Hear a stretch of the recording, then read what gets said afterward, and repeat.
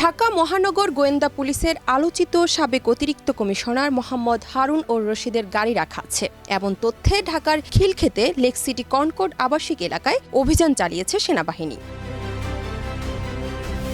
প্রায় 2 ঘন্টার অভিযানে একটি সাদা মাইক্রোবাসের সন্ধান পাওয়া গেলেও গাড়িটির মালিককে পাওয়া যায়নি। পরে গাড়িটি নিয়ে চলে যান অভিযানে থাকা সেনা সদস্যরা। শেখ হাসিনা দেশ ত্যাগের পরই তার সরকারের মেয়াদে দাপুটে হিসেবে পরিচিত পুলিশের অতিরিক্ত কমিশনার হারুনুর রশিদ কোথায় আছেন এই নিয়েও তৈরি হয়েছে ধোঁয়াশা।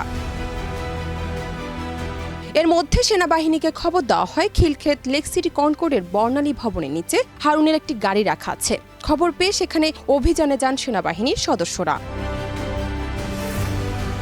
বর্ণালী ভবনে নিরাপত্তায় দায়িত্বে থাকা মোহাম্মদ মোশাররফ হোসেন গণমাধ্যমকে বলেন, কেউ খবর দিয়েছে এখানে ডিবি হারুনের গাড়ি রাখা আছে। পরে সেনাবাহিনীর সদস্যরা এসে একটি সাদা মাইক্রোবাস পান। পরে তাদের লোকজনই গাড়িটি চালিয়ে নিয়ে যান। এ সময় সেনা সদস্যরা গ্যারেজের একজনকে গাড়ির সঙ্গে নিয়ে গেছেন দাবি করে তিনি বলেন, শুনেছি গাড়িটি 8 থেকে 10 দিন আগে কেউ এনে গ্যারেজে রেখেছে, কিন্তু গাড়িটি নিজের বলে ভবনের কেউ দাবি করেনি। এদিকে অভিযানে গাড়ি জব্দ ও কাউকে আটকের বিষয়ে সেনাবাহিনীর পক্ষ থেকে প্রাথমিকভাবে কিছু জানানো হয়নি। জান্নাত নিপু, দেশ রূপান্তর।